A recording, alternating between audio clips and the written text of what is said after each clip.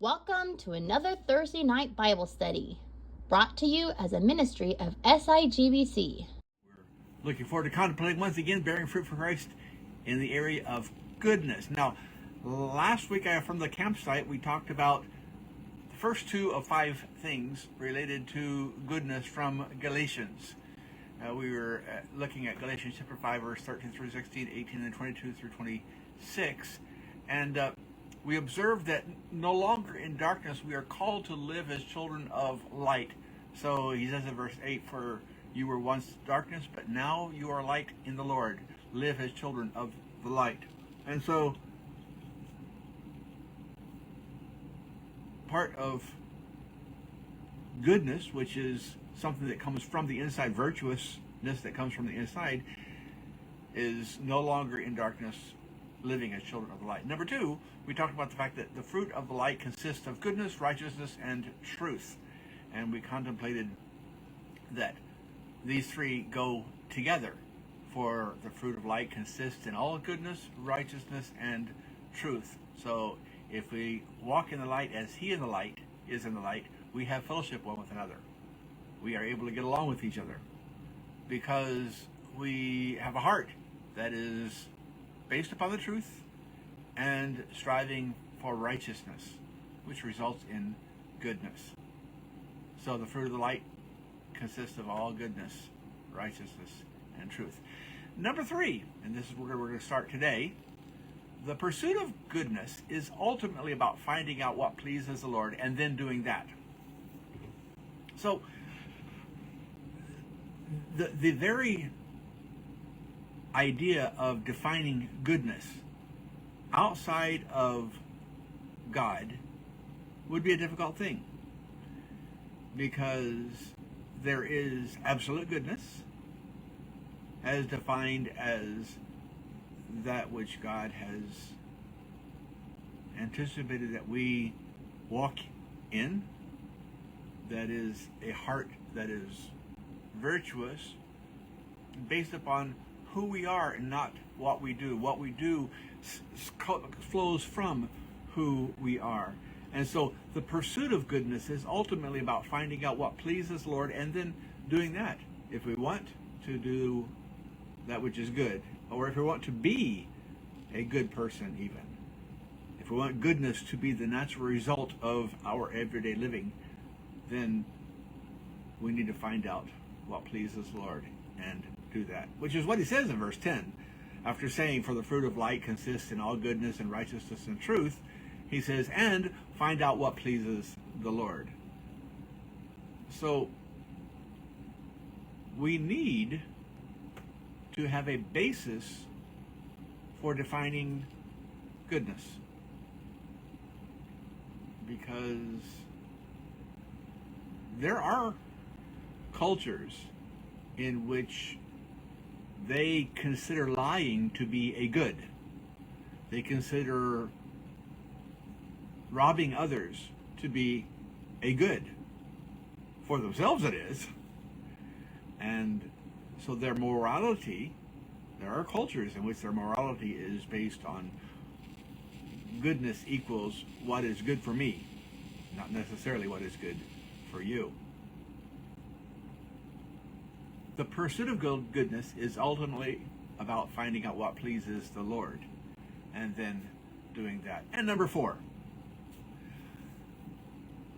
if we want to pursue goodness, if we want to bear the fruit of the Spirit, which is goodness, then we also need to avoid doing that which we would be ashamed of if it came to light.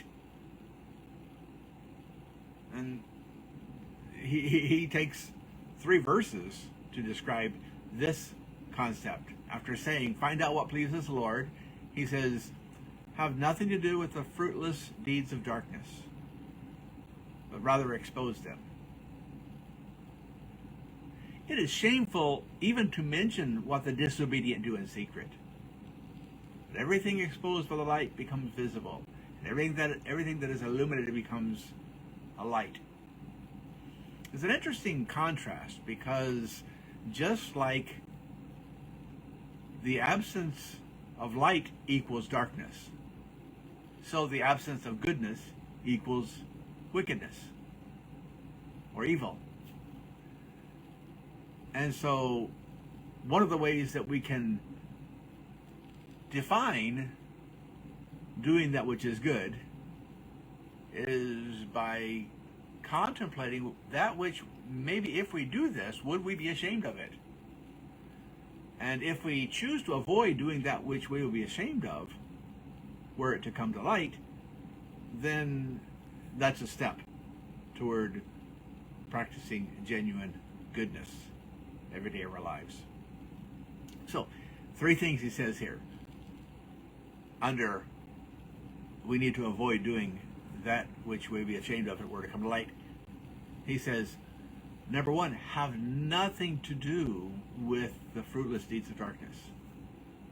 Choose to refrain from even being in the company of those who are prone or known to walk in darkness. The book of Psalms talks about not walking with those who are evil, or standing in the way of sinners, or sitting in the seat of the scornful. But our delight should be in the law of the Lord, and on that law we should meditate day and night. So, first of all, he says, have nothing to do with the fruitless deeds of darkness. Instead, point out that which is evil. And then, secondly, he says, that which the disobedient do in secret is shameful even to mention. Polite society doesn't even talk about it. So, avoid that which is from darkness. Recognize the shame that is involved in doing that which is wrong. And then thirdly, recognize that be sure your sins will find you out. That which is darkness will be exposed by the light. So avoid doing that which you would be ashamed of if it were to come to light. Might be a good starting point in the bearing the fruit of the Spirit, which is goodness. And finally, number 5. Ultimately, practicing goodness involves being aware of that which is good or evil, and then choosing to be very careful how we choose to live. So ultimately, when we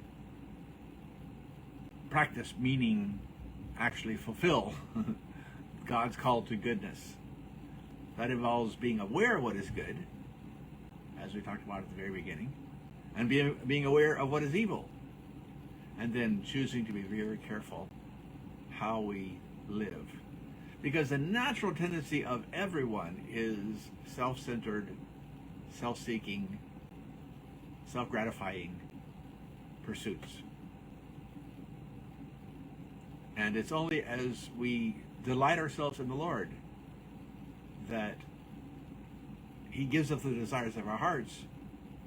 But that's because the desires of our hearts are to please God.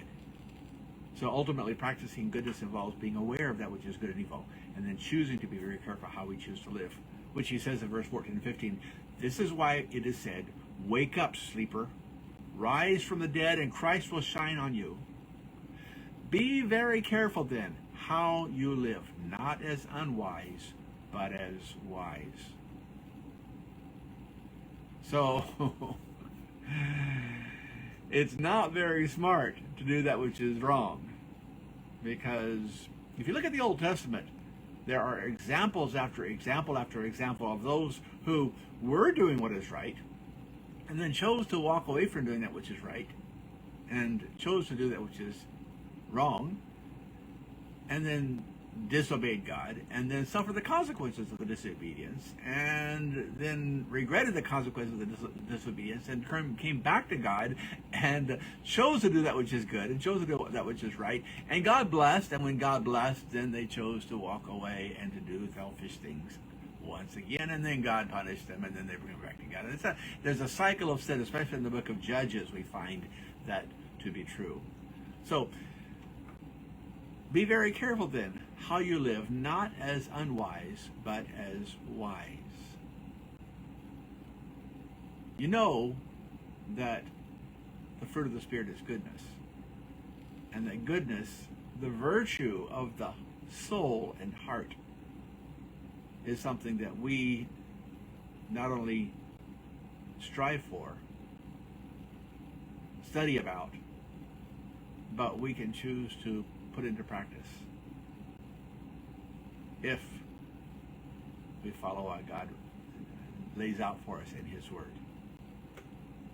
Wherewithal shall the young man cleanse his way? By taking heed thereto according to your word. With my whole heart have I sought you. Let me not wander from your commands. Your word have I hid in my heart, that I might not sin against you. Psalm 119, verses 9 through 11. The fruit of the Spirit is goodness, and living a life of goodness. That's both avoiding that which is evil and choosing that which is good. Thank you for listening. You can also join us in person or live on Facebook every Sunday at 2:30 p.m. Japan time. This has been a ministry of Sakahogi International Grace Baptist Church.